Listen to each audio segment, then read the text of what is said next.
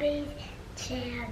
Thank you, Jake. Hi everyone, welcome back to Contemporary Mama, or welcome if you are new. It's the middle of January, and if you live in the United States, you know that that means Super Bowl is right around the corner. And even if you don't care at all about football like me, then you are probably still really excited for Super Bowl because Super Bowl parties are notorious for having the best food. So today I'm going to be sharing with you 3 really easy dishes that are absolutely perfect for a Super Bowl party. I really hope that you enjoy. So I'm getting started with these sweet and spicy wings, and I have never been to a Super Bowl party that didn't serve wings, but getting them from a restaurant can be pretty expensive if you are going to be feeding a crowd, so I'm giving them a shot and making them myself. So the first step is to prepare this heavenly glaze. I have all the ingredients listed here, and I'll also have the recipe linked down in the description box. Seriously, this was so delicious. I was actually eating it by the spoonful as it was coming out of the crock pot when it finished. It was that good.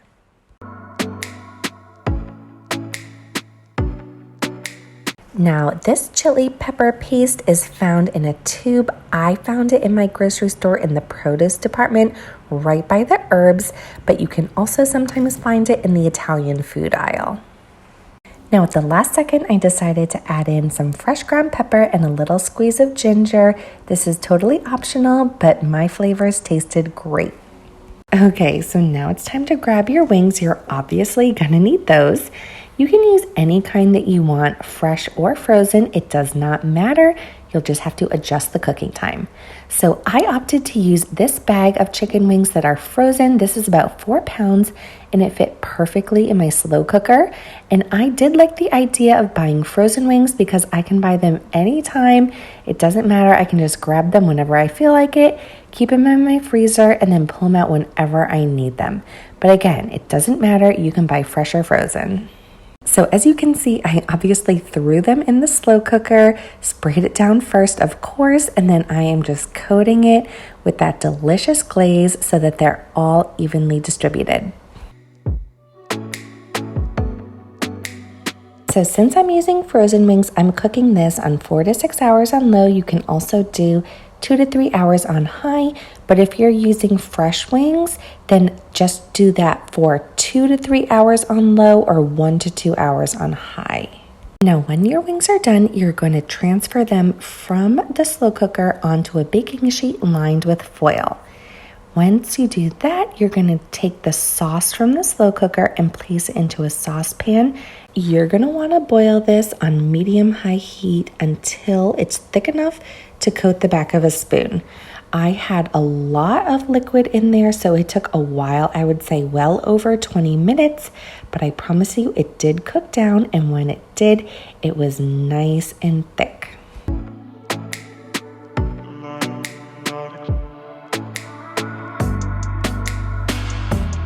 Now, once your sauce is nice and thick, you are going to slather it all over the wings, making sure that they are really well coated.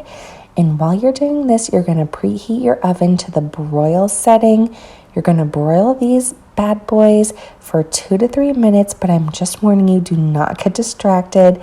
They can go from caramelized to burnt in a split second. So now that they are all done, golden brown, tasty and delicious, all I'm going to do is just sprinkle some scallions on top to finish them off.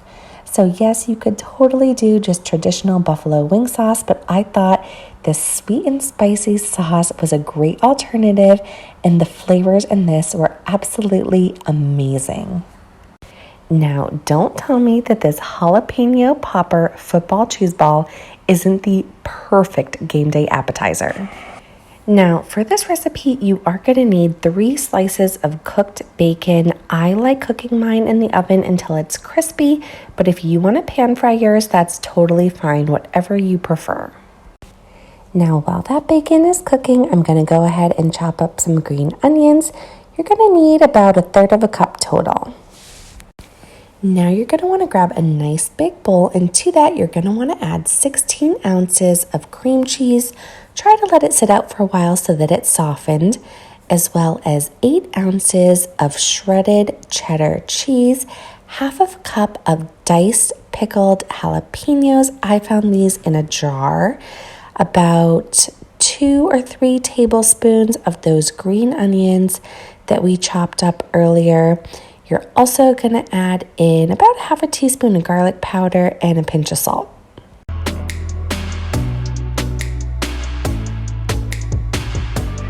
Now, if you're feeling strong, you can totally use a fork and some elbow grease to mix this all up, but I opted to take the easy way out and use my hand mixer instead.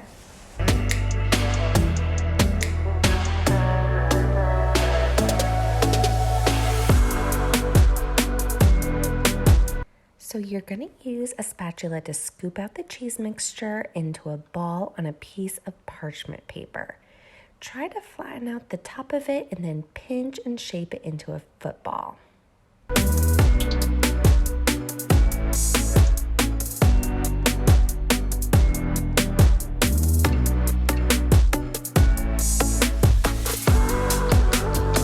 Now you're going to want to just pop that cheesy football in the fridge for at least 15 minutes, but up to an hour while you prep the toppings for it. So I'm going to go ahead and get started by grabbing 2 jalapenos. I'm going to remove all the seeds and veins and stem from them, and then finely chop that up into small pieces.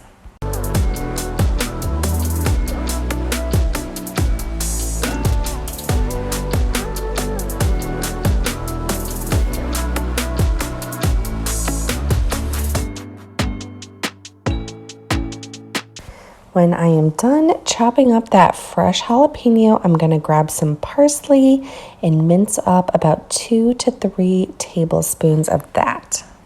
The last thing that I need to do is get that bacon that I cooked earlier and chop that up or crumble it up into small pieces. Now that all your toppings are ready, you are going to sprinkle some panko breadcrumbs on your cheese football and then top the rest of it with the remaining green onion, parsley, fresh jalapeno, and bacon. You're going to want to press it down firmly into the cheese ball to coat it.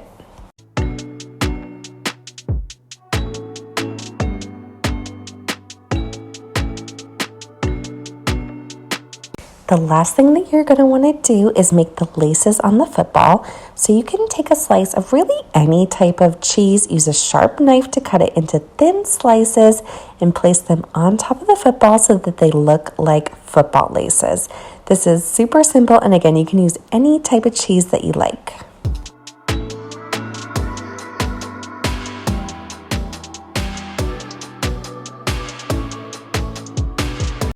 I just trimmed the parchment paper so that you couldn't see it and placed it on top of a serving tray, and then I just added in a bunch of different stuff to dip and spread the cheese on, like carrots, cucumbers, pretzels, and chips.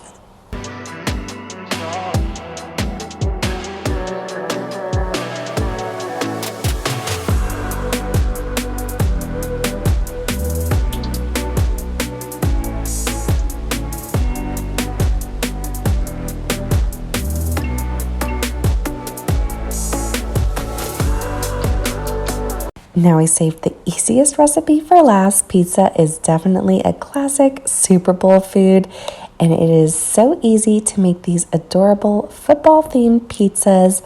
All I did was grab some frozen pizzas. These are super affordable. I did 1 cauliflower and 1 regular, and all I'm doing is grabbing some pepperoni, placing them on top of the frozen pizzas into a football shape.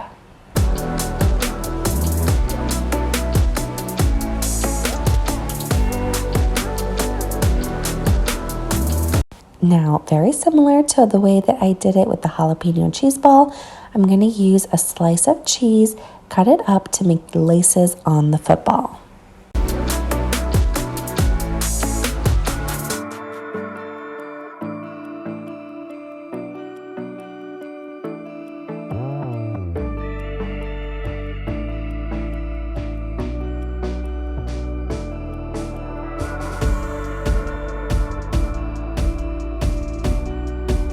Now all that's left is to bake it according to the instructions on the package, And that is it. Seriously, that was so easy. You are going to have a delicious football-themed food that everybody at your Super Bowl party is totally going to love. So that is going to be it for this video. I really hope that you guys enjoyed it, that you got some really fun and creative ideas on some food to serve at an upcoming Super Bowl party or get together. So no matter how you're going to be celebrating, you are going to have some amazing food to enjoy. So again, thank you so much for watching. I'm going to see you guys on Tuesday with a brand new video. Bye.